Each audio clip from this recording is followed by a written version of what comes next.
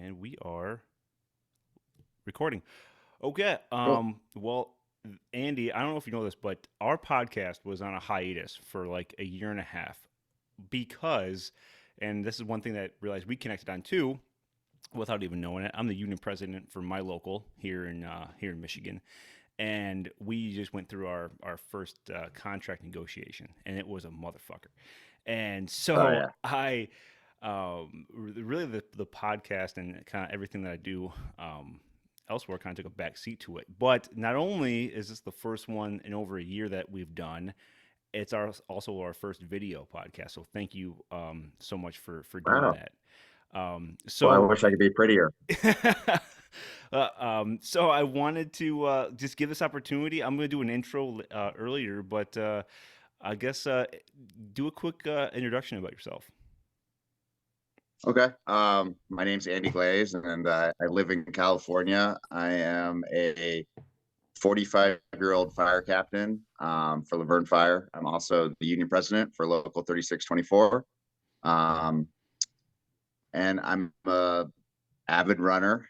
Tends to be why a lot of people want to talk to me because I do like pretty crazy runs and have like all sorts of, I don't know if I call them records, but like I have a streak going where I've been running over 100 miles a week for 159 weeks, which is over 3 years. And then I do all these really crazy adventure ultra marathons, 100, 200 miles all over the world. So You know, yeah, that's when I first found your platform on Instagram, it was really it was a couple of like your runs would pop up on my feed every so often, but it was actually you. It's the first time had ever seen it really um, on social media was you doing a cold plunge at the station, and right. Yeah. it and you know, and so when I saw this guy doing a cold plunge, and really the only time I've seen a cold plunge was really the more notable like podcast through either Rogan or Huberman or that kind Right. of realm that really talk about their benefits of it. So from there, I started just kind of following your platform, and like any novice runner, I was well over use on my shoes, and so I reached out to you just like your recommendation, and gave me a couple of recommendations. They're awesome and solid, and so like I started following your platform more than following you on Strava, and well, I want to thank you so much for taking your time, probably in your busy schedule, to talk with us today.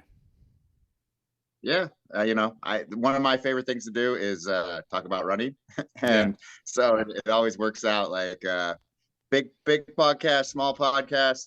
I don't. Yeah, I just want to talk about running, so it doesn't really matter. And then I also, love the fire service, and I love talking about aspects of that. So it seemed like a great fit. Hell yeah, man. So I want to talk about you kind of your career so far with Laverne. When did you get on the department, and what drove you to that path in the fire service? But I've only been with Laverne for 10 years. Previous to that, I worked for like a large county department. So I can't even remember. It's San Bernardino County, which is the largest county in the United States, and so it was just really really big. Like I'm trying to remember like exactly, but there'd be times where you'd get force hired and you'd have to drive, 3.5 hours to get to the station that you needed to get to because it was No so shit. big. Okay. Yeah, I mean That was it's giant. It goes all the way from like almost to Vegas, all the way to like the Colorado River, like down, and then some stations are little and they cover like thousands of square miles because there's just nothing out there. But you still get vehicle fires, you still get like people crashing, ATVs and stuff, and it's like, okay, we'll be there in 2.5 hours, and you start driving. But then they also had like city stations and stuff too, and that's primarily where I worked. But um wasn't really a huge fan of like the giant department. Obviously it has its benefits, which are mostly resources, but it also has, every day you come into work, you're like, oh, who's this guy? I've never met him before, don't know his capabilities, don't know anything about him. Does he right. have a drinking problem? Does he, is he a stud? Like, you just don't know. Um, and I come from a smaller city, so I started, and I have a lot of friends in that city fire department. So just started talking about that, and I, was applying out. City fire departments in California tend to pay better and have better benefits than county departments. So also an advantage of going to a city department. So eventually got hired with Laverne. It was a very small city, but it's kind of nice. I'm older. This is a fire is a second career for me. I did like network computer consulting from like most of my 20s, and even my teens. Like I was like a little computer hacker kind of when I was younger. Just got really burnt out. So I was already a little older in the game when it comes to fire.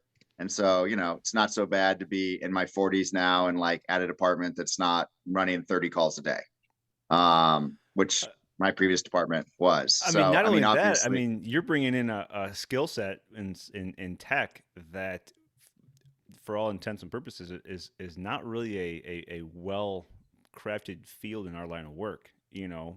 right. So Yeah. it's And then it's it's good like, as and cross I've done training. a lot at Laverne. I have a buddy that's also really good at tech at the department. And we've, immediately, as soon as I got there, we started working with like EPCR companies, and we got like a really good, electronic care report like system. And then we switched to like they were literally doing their time cards and stuff on just like a paper calendar. So if like Okay. you got an overtime, you had to call down to the BC's office and be like, hey, can you look at the calendar and see if I have any overtimes? And so we switched that to like a digital, and then from there we switched it to telestaff. And there's obviously more and more technology coming down the pike, which is great. So yeah, it's funny though, because I always tell people like I got away from computers because I was burnt out, and now I'm a content creator, and I'm like the tech guy at our department. So there's no escaping it. Right. And then as a captain, all you do is paperwork all day. It's like you're just in the office, like doing stuff on the computer, and then I'm trying to promote to BC. So that's even more computer work. So I escaped it. I definitely helped some people, but in the end, the computer's going to get me. So You it know, is it's what it is. it's funny you say that. So in June of last year, I promoted to captain as well. Our department. How big is Laverne? Like We have three population stations. population wise. Oh, 35,000. Oh, okay. So we're okay. So we run our town. We're about 40,000, 4 stations. I think career guys we have like 34, and we run. You guys run transport services like ALS. So what we do is we have BLS ambulances, and then we have ALS units. Ah, lucky So bastard. Lucky bastard. yeah, so that way most of our calls we can ship with our BLS ambulances, Yeah. and then if it's ALS, we'll take a medic off the rig and put them on the ambulance. Oh, So okay. and then send them to the hospital. So kind of like like a squad method kind of thing. But we need a squad, but we don't have one. So eventually. Sure. Sure. Um, and what made me think of, obviously you're talking about promoting and whatnot and paperwork. And, I make the joke, I was so happy with the Halligan, right? And I realized I stress out way more trying to staff a vacation day for one of my guys than I ever did on a cardiac arrest or a fire. Right. Yeah. It's one of those like weird nuanced things that like what should stress you out, right? Is actually I'm trying to like encourage and text all these guys to pick up an overtime shift, and it's like, man, if I have way more, like I said, way more stress dealing with that than like pulling up on a burner, right, and having to go to work. It's just one of those nuanced things of Well, the job, right? and I feel like most firemen don't really understand all the little things captains have to do. Um, and they shouldn't understand it really, but like, just like what if somebody gets disciplined? No one's ever going to find out that they got disciplined. Yeah. But like the amount of stress that we have to go through to like write up everything and do everything and make sure everything's in order, um and nobody knows about that. And that's And, okay. Nobody should know about it, but it's just like it's a part of the job that nobody talks about. and we're both in the same So position with the disciplinarian role, but still function. Are you still the union president? I am, yeah. So yeah, if somebody gets disciplined, what I will, it's on my, like, I'm the supervisor, like Yeah. I will, I will still do the discipline, but my vice president or my GSD will like handle the representation and all that, and I'll stay out of it. Right. I mean, So and what I have found too is, and I think some people can take, I guess the wrong person can take this down the wrong road, but I think in our role, if you're functioning as a president and an officer with a disciplinary, like, a responsibility, you're gonna make sure that you adhere to, I guess, everything in the contract to make sure like you're doing your due diligence, so there's not that um, that hiccup that I was either not falsely represented, but like falsely accused. Like I feel it puts a lot more onus on you to follow through with that and just make sure like all my ducks are in a row because I understand the responsibility of what could um, come back on me. Right? That makes right, sense. yeah, and then in California we have this thing called the Firefighter Bill of Rights, which is a law that's just in California, and it provides like more rights to the firefighters and a more like clear pathway on how to do everything. Okay. But I think it's probably one of the most under like people just don't understand it, and Yeah. so I am like really really good with it. So like yeah, it's like I make sure everything is followed to the T. Yeah. Um, if I am in the process of doing any discipline, which I don't want to, but like people are dumb, so they Oh, do dumb stuff. they're So dumb and they do dumb stuff. Hey, we just had a guy drive through the bay door of our yeah, station from yeah, inside. So it happens everywhere. We have yes, same we have the same people, just different fingerprints, right? Like that's the only difference. right, We yeah. have them all. I So love taking. I take a lot of fire classes and like symposiums and all this sort of stuff. And you talk to firefighters anywhere, and it's like, oh, I have that guy at my station. Oh yeah, everyone's got the guy. that same thing Everyone's got happened. the guy. And so it's like people always are like, oh, I want to leave this department to go to this department, and I always tell them, I'm like, look, it's the same everywhere. Like Yeah. somewhere might pay better or do something like that, but all the same problems and all the stress and everything that you have at your station is going to be at the other station too. I love that saying, the grass is greener where you water it. And Yeah. it's like, you want a good department, make a good department at your department. Um, because anywhere else you go, you're going to have to do the same thing. So Yeah. find a place you want to invest in and invest in it.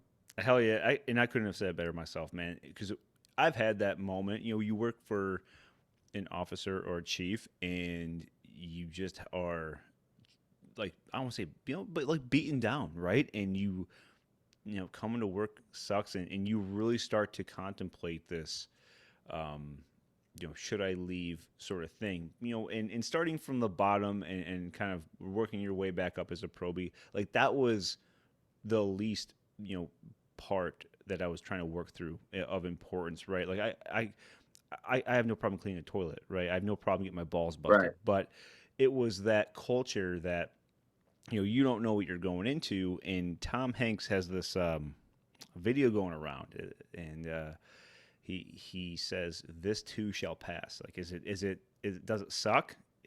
That will pass.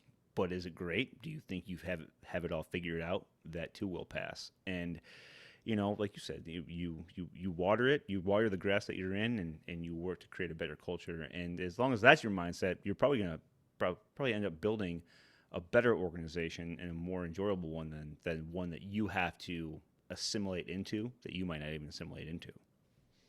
Well, and I think about it this way too. It's like everyone wants to be with the perfect crew. They want to they want to work with the people they want to work with. And like, sometimes you got to work with shitty people in order to learn and to grow. I've had horrible partners, and I've had to work with people that I didn't want to work with. And it taught me about what I shouldn't do in the future. If you have a shitty boss, it's like, learn from him so you don't do that mistake in the future. Like he's going to eventually be gone. He's above you. He's older than you. He's going to retire before you. You're going to be in his spot. So Yep. think about what, you don't want to be, so that when you're in that spot, you don't replicate what he's done. Like I see a lot of guys, in my department, and they had these terrible captains growing up, and now they're captains, and they're doing the same shit that those guys were doing before. It's like they didn't learn. Like, Right. didn't you hate that dude? Why are Right. you acting like him right now? Whereas like I look at those guys and I'm like, I don't want anything. I don't want to be a captain like that. I don't want to be a chief like that. And I'm going to learn from this like horrible experience.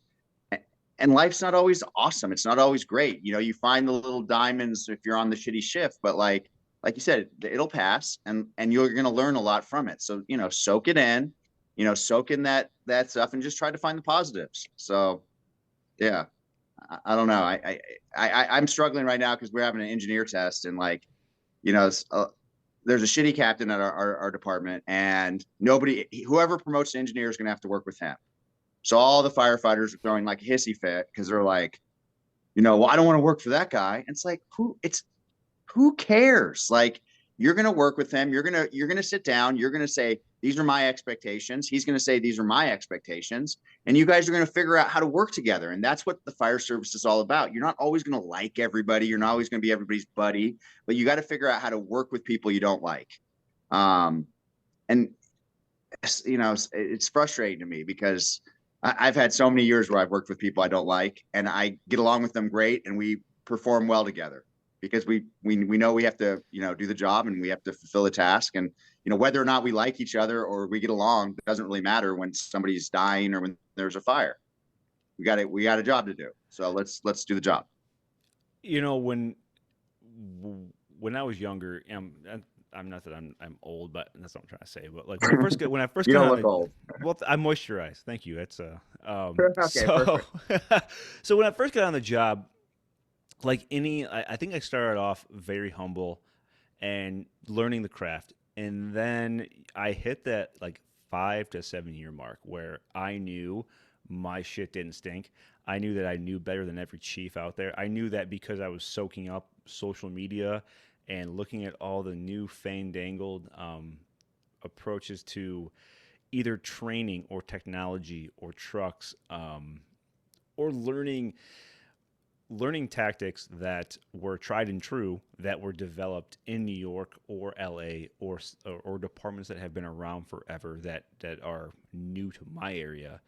And I believed that because I was learning this, I would just be taken seriously, and I would just be told, you know what, Chris got he has it going on. And what I failed to realize is that I was I was fucking right, but like I was trying to change. I was trying to change the mindset and the culture and the comfortability of not only those around me but those above me. And that was, you want to talk about beating a brick wall with your head. And what hindsight's always 2020. I'd never looked at it and had these either conversations or these realizations that were, you know, these people might want to change, but I was too dense in my youth to realize that they might want to change, but my approach was terrible. And because Right. of that, I was really developing I was developing a reputation that the line guys loved me, to my knowledge. Like for the most part, I had a lot of support with that. But any officer position above me, I was just met at every angle, either with sarcasm or resentment, or just wasn't being taken as seriously as I thought. And it really, I took a step back, read a couple of books, and realized like I I don't have that much time on the job. And for me to come in here and start to bark changes when these guys have been here for 20, 25 years, do I think they were kind of dinosaurs in some areas? Yeah. And I stand by that 100%. But there's some areas that I was just too obtuse to really realize their position and what it meant to really change the organization. So it was, I say all that to say it kind of comes back to have those conversations like what the engineer and that shitty captain you were talking about have to have, and realize that, you know, you don't have to go to the bar with this guy and go to his family's get together or be invited to anything that he does. You don't have to talk politics. You don't have to engage him on what he loves to do. You don't have to shoot pool with him on the weekend. But if you can come to a commonality and a common ground and just work your job together and enjoy it at work, well, that's all we're asking for, right? You know? Right. And so that's what made me think of that, right? And it, you know, I mean, that's half of our job is getting along with everybody, right, Mm-hmm. including the public. So, you The know, hardest part of the when job, you're right? At young, times. when you're not, yeah, it's the hardest, you know, and then when you get be in a company officer position, you know, corralling the kids is the hardest part too. But like, yeah, I like what you're saying, like change, like the two things firemen hate, changing the way things are, you know. So it's Mm-hmm. like trying to get them to change. Like you can have these great ideas, you can go to all these classes and you can like try to like bring it back, but you still got to get buy-in. I mean, you can have the idea and you can say, hey, I want to, you know, do this, and this is what, you know, this class taught me, and you know, all this, but the approach is huge because you got to get buy-in. You can't just like force things down people's throats, you know. I mean, you might have to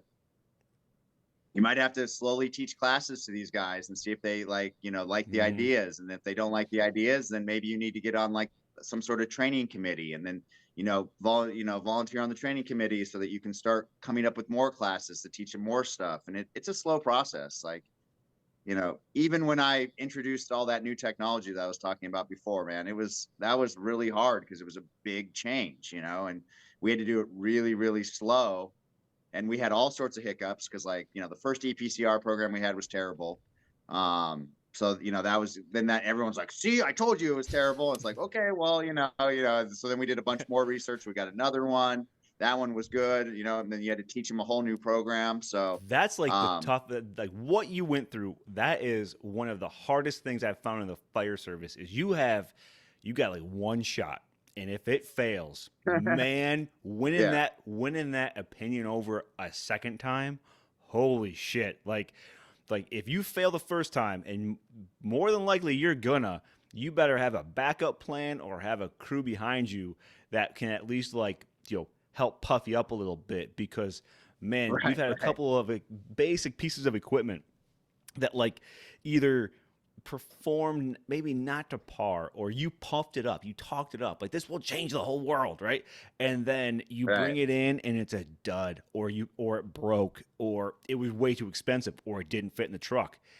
And if it doesn't fit in the truck and that door doesn't close, it's like son of a bitch. I thought I measured it. I thought it was here, and then that wave of like, and at least how I feel, you have like this wave of anxiety that like now like your credibility is gone, right? But it's just a matter of yeah, how you I guess reapproach it. it's true, it's very, very true. But yeah, it's that's not an easy thing to get, you know. Technology is, we had to make a directive to have the guys check their email because, you know, we had Mm-hmm. the old guys and they'd never even, not, I don't think they ever checked their email the entire time they've been there. They finally checked their email and they're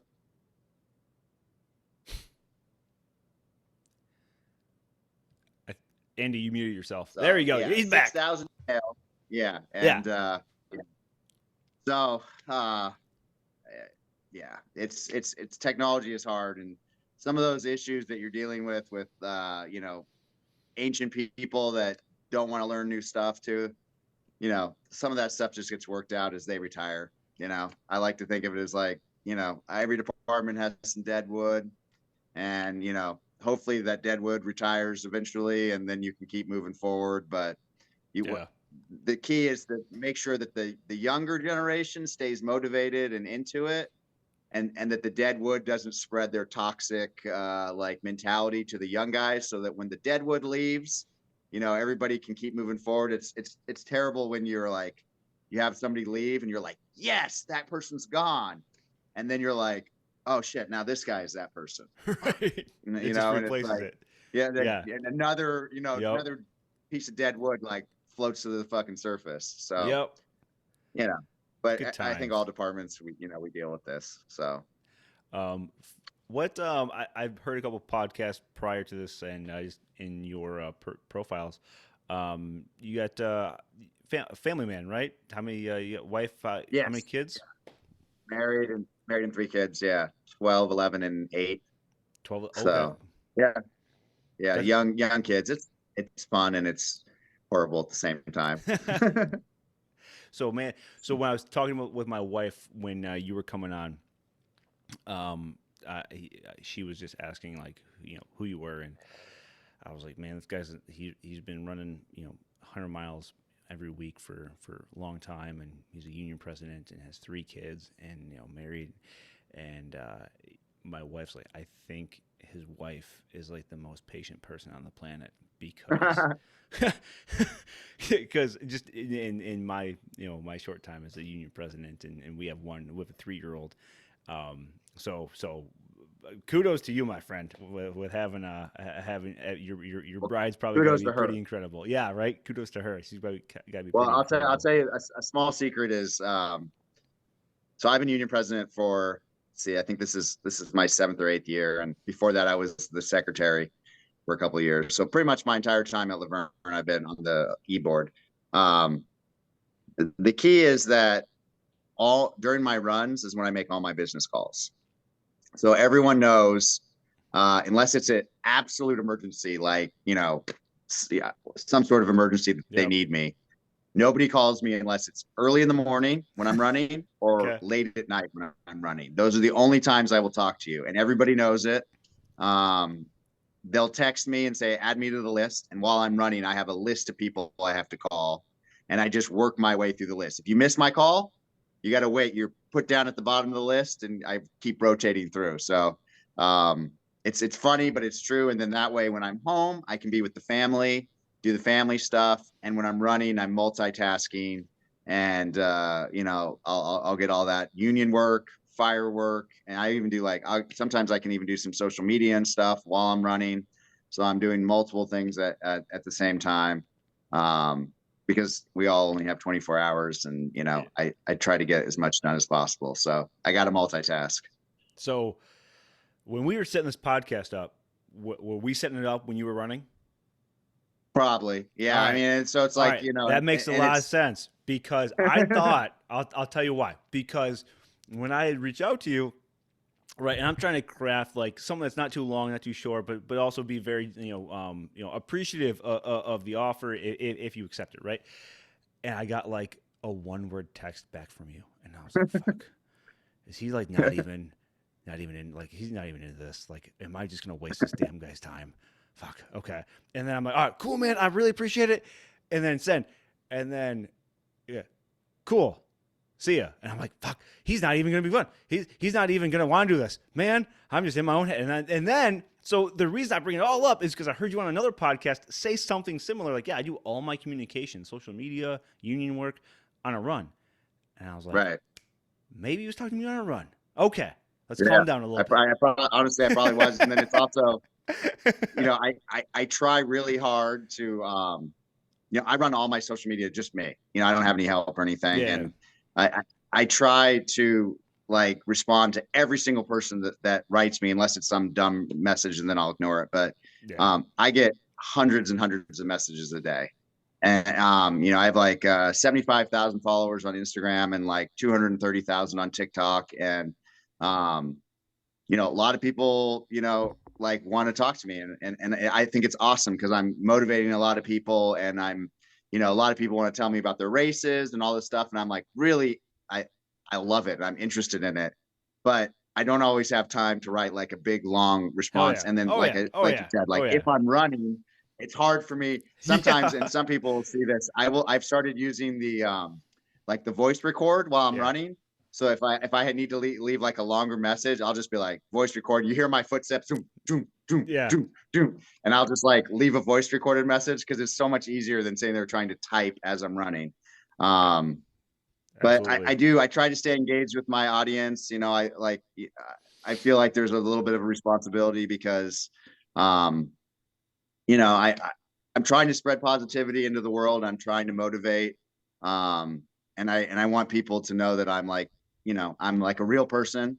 I always tell people like, there's really not anything like special about me. Like, I don't win these races. Um, I'm not like last place or anything, but I'm not like, I'm not one of the champions who's running these things like in crazy amounts of time and stuff. I'm just like literally a normal guy. I'm a firefighter. I'm a dad, a husband, and I run a lot. So, I'm trying to, I'm just a normal person. So like I try to like communicate with people like a normal person. Like, I'm not a celebrity, I'm not famous or anything like that. Yeah, I have a big following, but I hope that I have a big following because I'm authentic on some level, and that that resonates with people, you know. But beyond that, it's It is challenging though. It is. No, yeah, no doubt, man. And So with especially like if I do like a big event, like I will get like 5,000 DMs in like one day, and that is so hard to get through. I, So that's a I've never had that. I've had one TikTok, maybe two or three, one TikTok go viral, and I've never.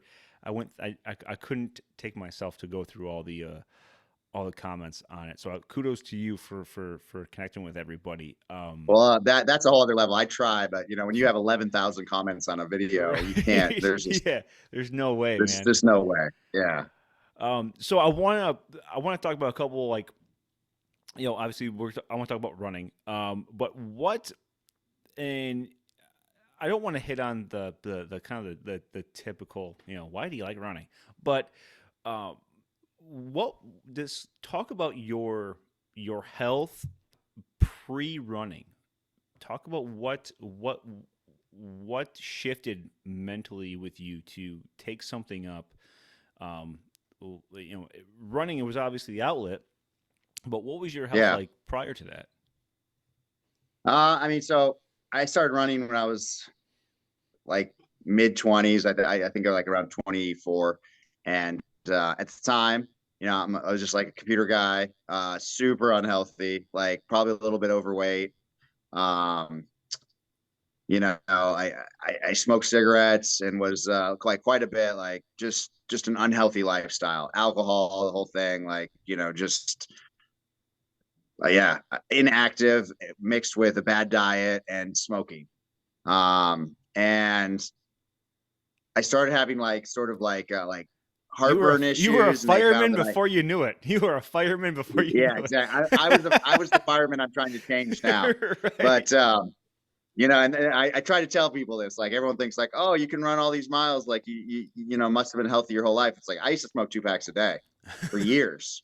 So you know, there's always hope that you can change yourself. But yeah, I basically had to quit smoking because I was having like stomach issues and stuff, and later to find out like you know nicotine's a stomach poison, so it makes sense that it's probably not good for your stomach. Anyways, I quit smoking, and I quit smoking by every time I wanted a cigarette, I'd go ride a bike, and it was like the reward of exercise. You know, sometimes I was riding my bike like most of the day, um, and eventually quit that. But then really wasn't really still very active, and I started kind of like feeling anxious and having like anxiety. I didn't know what it was because you know when you're in your 20s, and this is back before it was on the TV all the time, and you know everybody was diagnosed with anxiety. I just knew I felt like weird and off, and you know, having heart palpitations or just like lightheadedness, all the anxiety, you know, standard anxiety feelings. And started talking to some people that I respected, and they're like, you're 24, you should maybe do some exercise. Maybe that's why you're feeling so anxious. So I was like, okay, and I went to a gym. I hired a trainer, started lifting weights, doing the elliptical trainer, kind of getting back into shape. Really started liking it. Started feeling better, less anxiety, less anxiousness, and I was like, oh, I'm like one of those people that likes to learn about things I do. So I'm like, you know what? I'm going to take a community college class on exercise science because I was living in a place that had like really active community college class. And as an adult, you could just like take classes. So I signed up, I took a class, and I had to run a mile and a half in the class in the beginning of the class and then as for the final. And you're supposed to like get better. And I ran that mile and a half and it killed me. Like I was so sore afterwards. I couldn't like sit on a toilet, like my legs were like shaking and I like, could like, and then I was like, oh my God, I never want to feel like this again. So my thought pattern was I better keep running and strengthen this shit up. So that's where I started running and just really never quit, just continued on. Obviously I didn't run at the volume that I run at now, but started running like 3 to 5 miles a day, like pretty regularly, and with continued weight training and all that sort of stuff, and just from there, it just has never stopped. 20 years later, here I am. So that's kind of the origin story of the run. What? So unhealthy to healthy, and that's part of my on my social media and everything is I know probably people follow me for motivation. And I think that's great because I know what it feels like to be unmotivated. I know what it feels like to be fat and unhealthy and drinking and smoking and eating like shit and doing all those things. And I get it. And, you know, I'm just trying to show people that you can, at any point in your life, you can make a change and get better. You know, it just takes hard work. It takes consistency, and a little bit of discipline. But you know, the consistency is probably the biggest thing, and takes a couple of weeks to form a habit. So you just got to keep at it till it becomes a habit, and then it's not as difficult. So you know, So talk about your streak, talk about where you're at, yeah. and how that all started.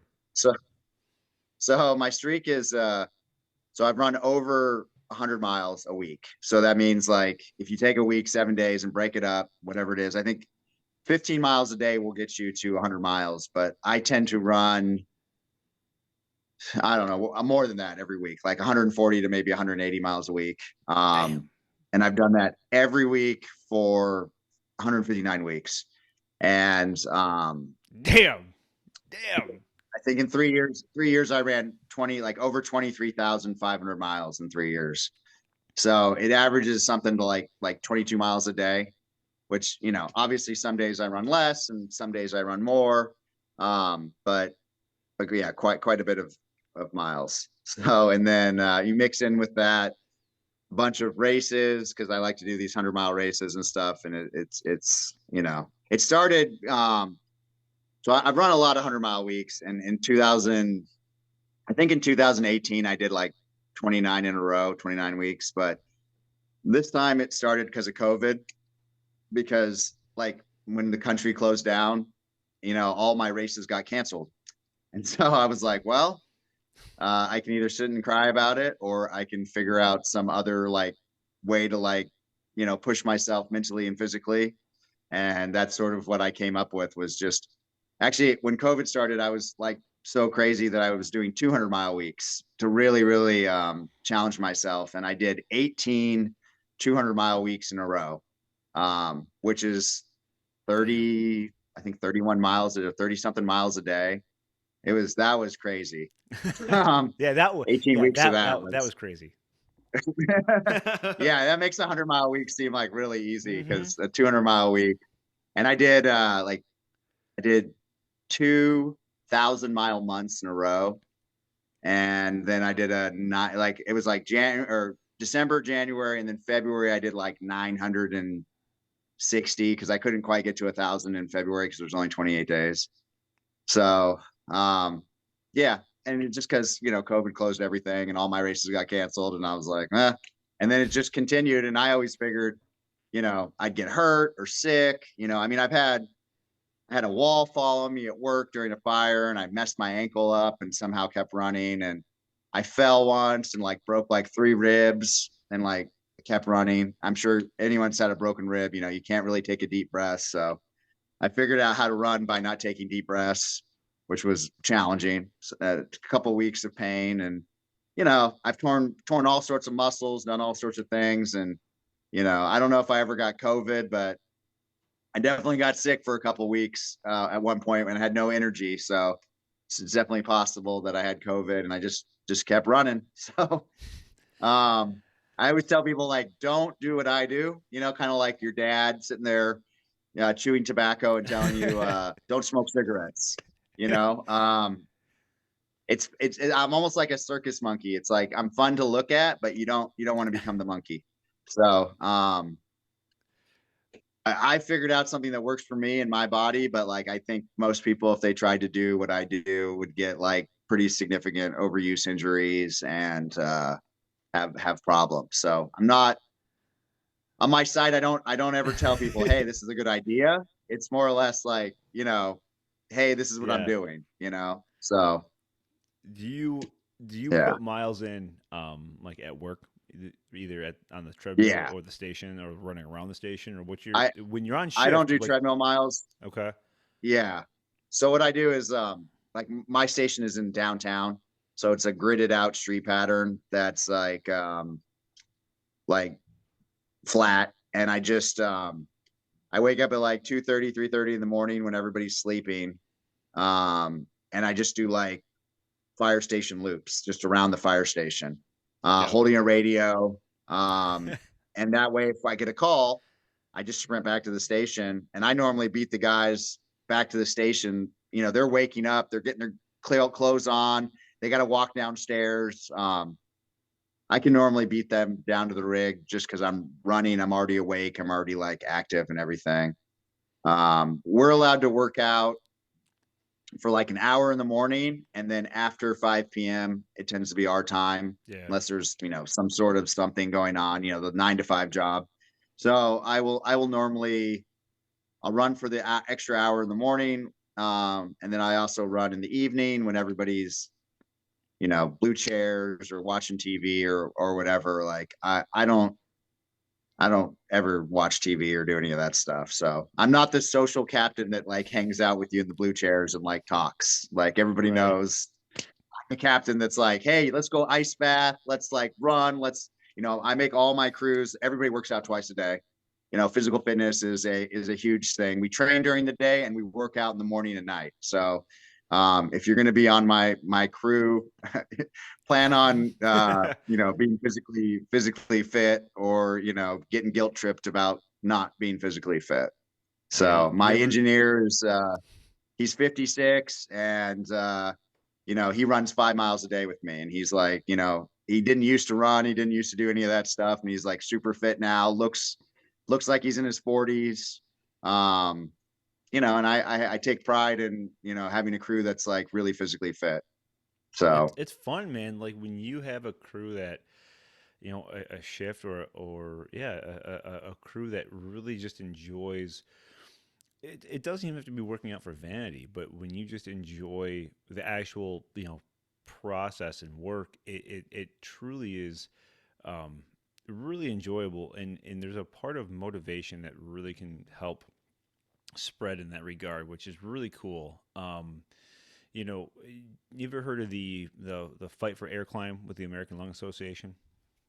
yes, yeah. Yeah, so I've done that every year for 10 years. And, it was unknown. I did it. And then we have since gotten like 10 guys every year to do it. And this year, because of COVID, it's the first time they have ever moved it outside. Or, sorry, COVID moved it outside. So now we go to Comerica Park where the Tigers play. And you do the 300 level up and down all the bleachers all the way around in full pack and Wow. full SCBA and full gear.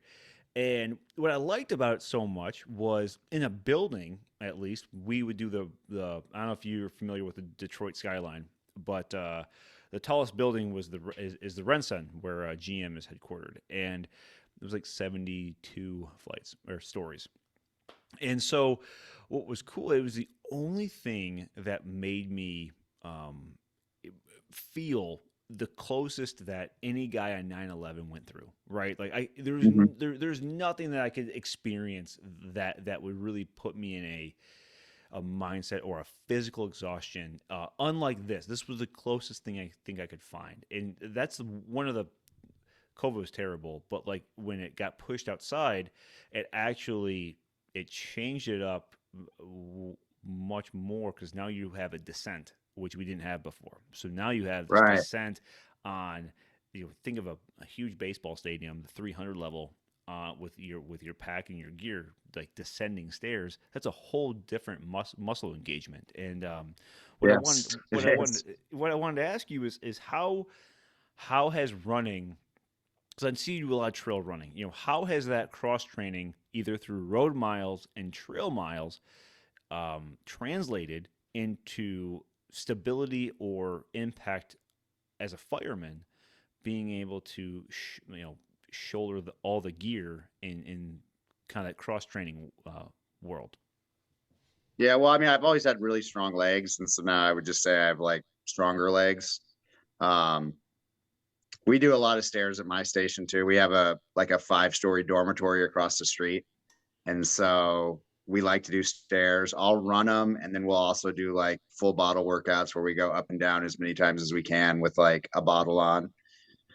Um, I mean, cardiovascular wise, like I'm definitely not going to be the first one out of the building with a low air alarm. I can tell you that. Like Yeah. my ability to conserve air is pretty outrageously, good.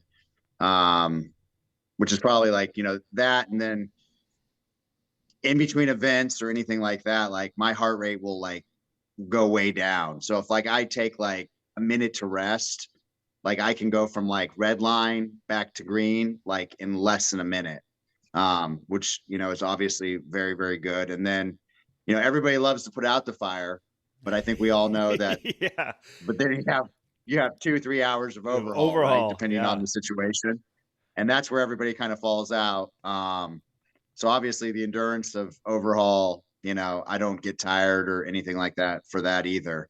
Um, so I think those three things. The big thing I think is being able to conserve that air, being able to like a lot of the other stuff I do in life as far as mental toughness stuff goes. That it helps me like stay calm, under pressure, which will also help you conserve air because if you panic, you'll breathe faster and do all those sorts of things. So, um, but in general, I just think it like the improved cardio, um, doesn't hurt to have really strong legs and everything in a fire when you're pushing a hose or doing any of that sort of stuff. So um, obviously as a captain, I'm not doing quite as much of the heavy lifting anymore. That's more my fire. I'm a truck captain too, so it's like I have two truckies with me that do a lot of the heavy lifting. But yeah, I mean, I being physically fit and in good shape like is never a bad thing in the fire service. So not having extra fat on your body, all that stuff, like you're putting 75 pounds of gear on. Um, Adding any extra weight to that's always going to be harder. And then if somebody wants to drag me out of a fire, I'm not like the heaviest guy, so that works out well too. But yeah, with 75 pounds of gear and a bottle and all that Yeah. stuff, like Yeah. having strong legs is a is a benefit, I would say. How did So, but I love stairs too. I it mean, it's that's like awesome. I agree with you. That's a we do. I just took I organized in September. We went to, or maybe I think it was September. We do the tallest climb in LA. It's like LA stair climb, Okay. and I took like 5 or 6 guys over, and we did it together as a team, and that was pretty fun. That So, and then I have a buddy at work he's flying out to New York in April, and he's going to do the stair climb out there on air. oh, very So, cool. yeah, he was trying to get me to go, but I have all these races. Like I have a race like 4 days later, and I'm like, I don't know if I want to go do stairs and then fly home and then run 100 miles. So I gotta What pace did myself.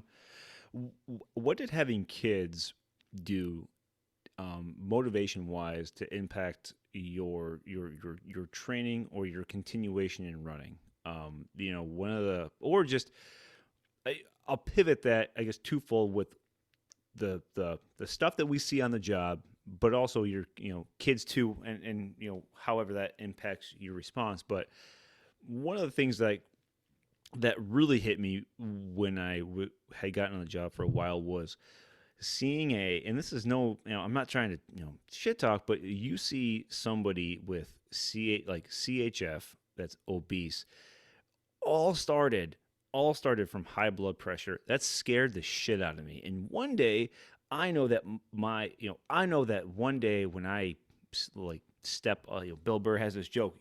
One day you're gonna realize that you're gonna get up, and you're not gonna know that the last time you can get up off the couch, right? Right, And right. and it really just like, especially having my daughter, man, just scared the ever loving shit out of me that, like, dude, one day I'm not going to be able to do any of this, right? And so, how did what we see on the job, if that impacted you at all, but also how did like, your family play into that?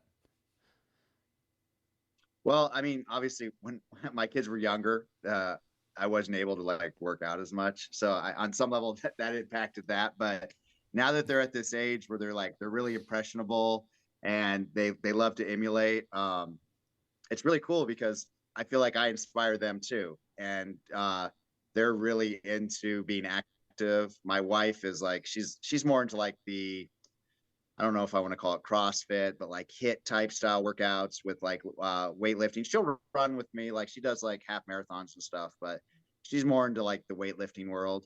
Yeah. So the kids get it from both sides. They It's see awesome. like her video, like she makes videos of herself lifting weights and I'm running, and obviously they're around us all the time, so we do all these things. We even the kids like do ice baths, and we just got a sauna, and they're doing like the sauna with us, and like they see us eating healthy, and making all these things a priority in life, and without really even saying anything to them, like you can tell that they want that too, because Yeah. kids emulate. They see you and they're like, oh, I want to do what mommy and daddy are doing. So Yeah. we actually have our two oldest 11 and 12 year olds that they go to the gym and do like a little like CrossFit style workout with a personal trainer Yeah.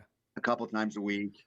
And it's cool because I know that I'm instilling in them um like something that they'll have their whole life. Like when you learn things like that when you're young, it sticks with you. And even if you have periods like I played football growing up, and so obviously I spent time in the weight room and did all that stuff, and I ran and I hated it, and I hated all those aspects of it because you're kind of being told what to do and it's not fun. But then later in life, when I became an adult and I got to make my own choices, and it became fun because I was choosing to do it. I knew how to do it. I knew what to do. My body was used to moving, and then obviously you get the benefit of feeling good. So I'm hopeful that even if in their teenage years they become little dickheads and don't want to do it, like the younger years of seeing all this will it'll You'll be have a some part of their implant. brain. There'll be some implant in there Yeah, that exactly. yeah, they'll And be that shitheads, that's but my they'll be in goal. shape.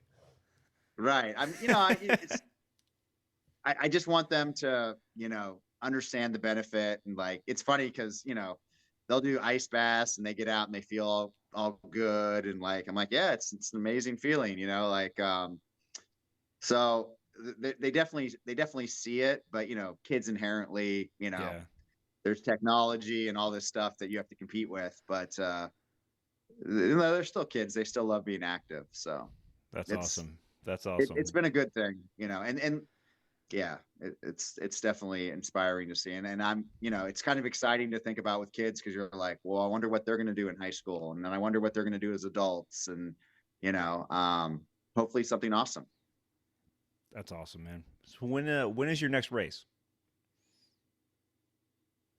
Back to your we're also going through these crazy contract negotiations, and Okay. I just got in a huge fight with the city of we signed a contract, and then anyways, it's a long story, but so Okay. I'm getting all these calls right now because I just got like this really important, like 5 minutes before this podcast, No this really shit. important text this important text from the city manager explaining what the council did in closed session, and then I had to send that message out to everybody, and now And everyone now wants to talk to me. So they're shelling you but back. they'll get to talk to me on my run when this podcast is over. So, Well, but yeah, back to your original question though, it is like when you see all these sick people on our 911 calls, yeah, you definitely like kind of thinking like, man, I don't want to end up like that. Like, how do I avoid that? And you look, you'll have like the 70-year-old person that looks like they're 96 and they're on a list of medications this long. yeah. And then you have the 96-year-old that looks like they're 70. And I'm like, what do you take? And they're like, nothing, vitamin C, or something like that, and it's Yeah. and so it's like, man, I don't want to get on prescription medication because, so how do I avoid getting on prescription medication, and you Yeah, start doing the man. research, and like you were saying, like listening to the Huberman, listening to like, you know, the internet is just so full of information that's like you can go out there and like really make like life choices that can help you and not get you on the medications and have the high blood pressure and all that. I mean, some people are going to be prone to it. They're, Yeah. genetically, there's no way around it. But, um, I've had friends that had high blood pressure, and I'm like, well, let's think about some, like they were young, and they made a couple dietary changes and did some exercise, and their blood pressure went back to normal. Meanwhile, the doctor was trying to get them on high blood pressure medicine at like 30, and it's like, Yeah. okay, well, let's think about what our other options are, um, Yeah, man. because all that stuff has side effects, and Yeah. it's not really all that great. So So when's your next race? It is. I think it's on the 14th or 15th, whenever the next weekend is of April. Um, Are you 100 milers only and above? yeah. I mean, I guess I just ran a like last week. I ran a 12-hour race, which was just like how far can you run in 12 hours? Which I've never done before. I did it as my buddy's race, and he invited me like the day before, and I was like, yeah, I'll go see how far I can run. And I ran 65 miles. So I guess that's technically less than 100, but in general, I like the 100 mile. I wouldn't say that I'm like I'm not like an expert, but I feel like I've mastered the 100 miler. Like I know what to expect with my body, and I'm really good at pre-planning and fueling and hydrating and doing all the things you need to do. But I'm trying to figure out the 200-mile distance, which is a lot more challenging. Not only like figuring out how to like fuel yourself, but like inevitably you're going to need some sleep. And how does that fit into a race? And when do you do it? And there's just a lot more logistics involved in a 200-mile race. And then like the amount of training for a 200-mile race is more. And then like after a 200-mile race, you need more time to like recover. So like I can run a 100 miler like every other weekend, and be okay. But like the 200 miler, it's a lot harder to do all that. So I haven't been able to do as many, so I'm not Yeah. as good at it. Honestly a disaster at the 200-mile distance. So like anything in my life, when I'm really terrible at something, I just keep doing it till I figure it out. Um, and then I remind everyone, see, I was terrible at something too. Like, Right everyone, on. my first, you know, What? the cool thing about ultra running, I mean, there's a lot of cool things about it, but what I like about it the most is that like it's not guaranteed, and like no matter how good or how in shape I am, or how mentally prepared or physically prepared I am, there's always a large chance that I will fail. And there's not a whole lot of things in life that have that high rate of failure like possible, because so many things can go wrong when you're running for like 24 hours straight.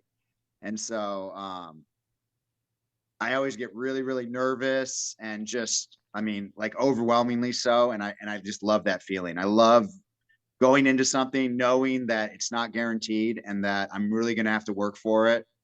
And although in my videos, I maybe make it seem easy, in my head, I promise you, it is a war of emotion going on at all time, trying to figure out how I'm going to accomplish, the task.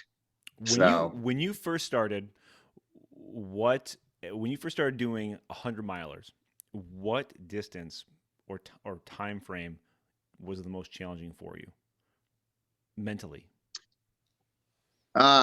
during the race, you mean during the like the race? time frame Yeah, during the race? yeah. Um, so my first one, I struggled the last 25 miles, like a lot.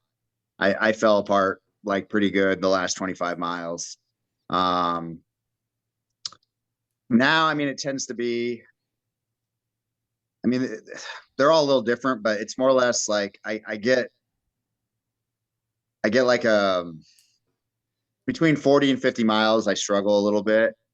Um, and then I'll start to feel better, and then I'll probably feel shitty again, like around mile 75. And then hopefully like around 80, I'll feel good again. It's hard to say, because it really depends on what the race is like. Like I I I tend to do a lot of mountain races, so it's a lot of up and down, and it would like kind of depend on the terrain of when I feel shitty and when I feel good.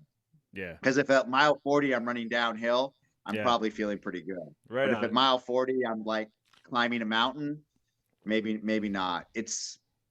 Yeah, it's hard to Um, say. The body's weird, because the whole time you're running these things, your body's trying to tell you that you should stop.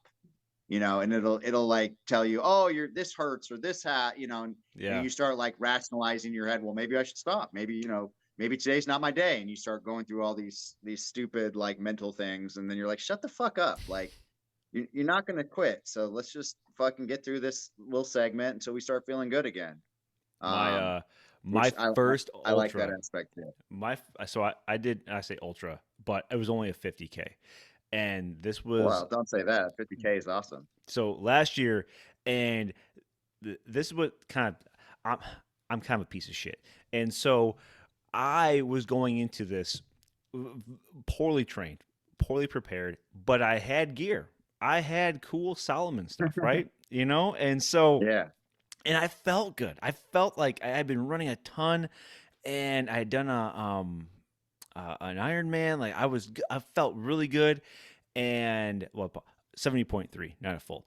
That matters. And so when I was doing it, I'm running, and this is like the first 5 miles, and I'm cruising. I'm feeling so good, and I'm passing all these people, right, one after the other, and they are just dogging, just these turtles. And in my head, I'm thinking, "You slow pieces." Thank God I'm passing you, man. Every Right. single one of them passed me at mile 25, you know, Yeah. Uh-huh. and it was so the race kind of poor. I won't say it was not poorly managed. It was just on a budget, so there wasn't so much support. And there was a Y in the road, man, and it was you can go right and finish, and no one's gonna know the wiser, and you're gonna have a kick-ass ultra time, but you're cheating yourself, and it was you're gonna finish at the 26.2, the marathon distance, not the 50K. And I was at the table with like eating a gel, and I was like, just go, man. Just do the 26.2. No one's gonna know. No one's gonna know. Just do it. They're gonna think you're awesome. It's all. And but man, morally, I just had to suck it up, and I that was Right. left. I went right, and like anything else, I feel like at that point you feel way better knowing that like you committed, you signed up, you trained, and you would know that you shorted yourself. And Yeah. but the funniest thing was I had told my wife, I was like, "Listen, take like the noon ferry or whatever it was to pick me up." And man, by like mile 25, I'm like, "Take the 2 p.m. I'm gonna be here for a minute," right? And I end up like walking the Yeah. whole thing. But it was another one of those moments where like life gives you a message, and that message was that those people, they were way more in shape, way more prepared, and they had done this before. Like they knew what they were doing. I was laughing as they walked, as I ran by, but they were laughing at me probably running by. Like this guy's gonna be dead in no time, Oh, right? 100%. And I was wondering, and I know you got a lot to do, so we'll wrap this up. But what would you tell someone getting in that is seeing you either on the job or off the job, that has been inundated with a Goggins, has been inundated with ultra marathon runners in the sport, and it's growing and it's awesome, but mindset wise, obviously prepare and train and run. But what would you tell someone that is getting into it, that's on that crest of like marathon runner getting into ultra? Yeah. I mean, everyone wants to run 100 miles, and it seems to be like sort of the fashion thing to do. And you know, I really enjoyed my journey to the 100-mile distance, and I did it very slowly. And I always encourage people to take it slow and enjoy every distance. 50K, you say only 50K is very far. And It a felt lot of times far. 50K is, yeah, and well, and they tend to be, you're trail running in a 50K. That's Yeah. different from running a marathon on a That's where I flat messed surface, up because I didn't even take into Yeah. account terrain elevation gain. Dude, that killed me. Yeah. Yeah. And so that's like a big challenge in ultras. And so, I always encourage people to slowly build up to the 100-miler. Don't just go straight to the 100-miler. Don't skip steps. Like run 350Ks. Then when you start to feel good with the 50K, run a 50-miler, then run another 50-miler, then run another 50-miler, then progress to 100K, run a 100K, run another 100K. Really get comfortable. Every single one of those ultras is going to teach you a new aspect of yourself. It's going to teach you all different levels of the pain cave that you didn't know existed. It's going to teach you how to be mentally tough. You'll probably DNF one or two of them. That'll teach you something. DNF stands for did not finish, by the way. I know you know that, but maybe, Yeah. and then like while you're doing these 50Ks, 50 milers and 100Ks, really, really focus on your nutrition and your hydration, and really dial it in, because you're not going to find the proper nutrition and hydration formula by reading a blog, watching a video, watching an ad. Oh, what did this famous person do? What do I do? Who the fuck cares what I do? Like, you got to figure out what works for you, because your body is different than my body. I'm a vegan and I eat solid food. Most people can't eat solid food when they run. And I get that, and when I first started, I didn't do that either, but I slowly over 10 years trained my body to do it. But you're not going to do it just because I do it. So you got to figure out what works for you. There's all sorts of products, goos, powders, solid food, gels, all this stuff, and you got to experiment. And when you find something that works, you dial it in. You start training with it. You start, incorporating it into the races. And, having a good nutrition and hydration plan will make you a successful ultra runner in the 100-mile plus distance, because, you know, if you imagine us as a car, we got to have fuel in the car to move. And most bonking and things like that occur because of being low on calories, low on hydration. And then, also you get gut distress because you're running and all the blood is wicking away from your stomach. So if you start putting a bunch of food in there that your stomach doesn't like, you don't have as much blood to digest it. You're going to feel nauseous. You're going to puke. You're going to do all those things. So those are other things to think about. You might have to try some other food, because when you don't have as much blood in your stomach, it digests it differently. I mean, and these are all things you're going to have to figure out. Like, I like to say, there's no shortcut in figuring out how to run an ultra. You have to go out there and do the hard work and figure yourself out, because you are a different individual than everybody else. So there's no shortcuts. There's no shortcuts to figuring it out either. As much as I would love to say do X, Y, Z, like if I want to run a marathon, there's 1,000 marathon plans out there. You run this amount on Monday, take Tuesday off, Wednesday this, long run on Saturday. And then the next week you do this, this, and this. And like at the end of the day, you run a marathon and it works. Ultras are not like that. So if you're looking for the the magic bullet or whatever, it's not really gonna happen. So yeah, Andy, slow progression, and while you're progressing, focus on your nutrition and your hydration. I Those are can't my biggest.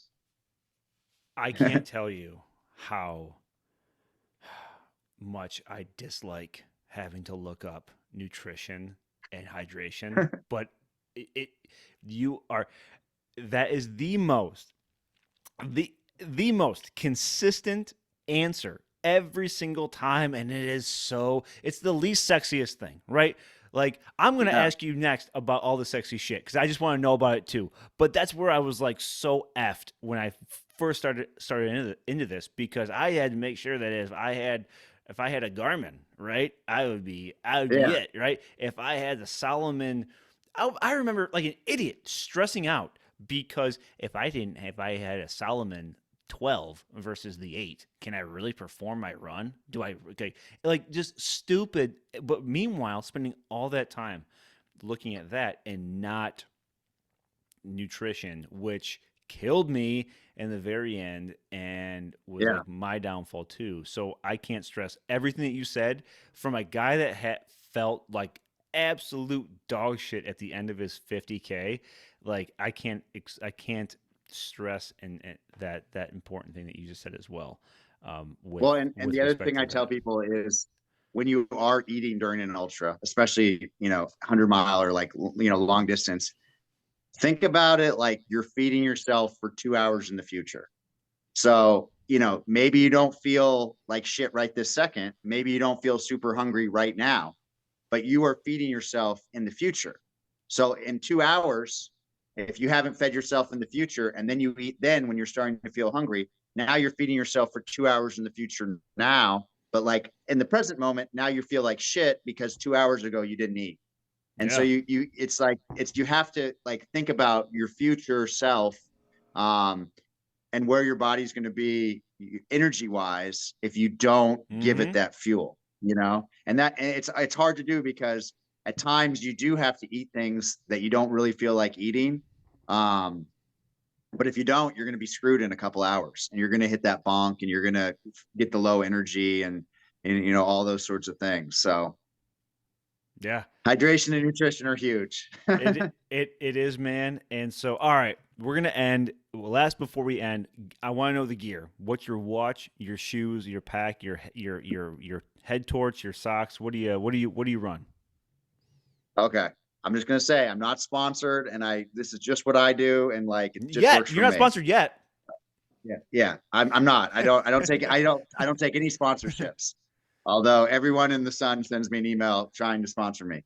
I wear Hoka Cliftons. Right now they're on the nines for my shoes. On and then I also use Hoka Challengers if it's like it's a trail shoe. If it's technical or muddy, I'll use the Challenger. I wear Features Murano wool 10 socks for my socks. My shorts, I tend to run BOA, which are like the really wild print shorts. I like those. I do the 1 inch splits, so they're really small. I Yeah. look like I'm naked running.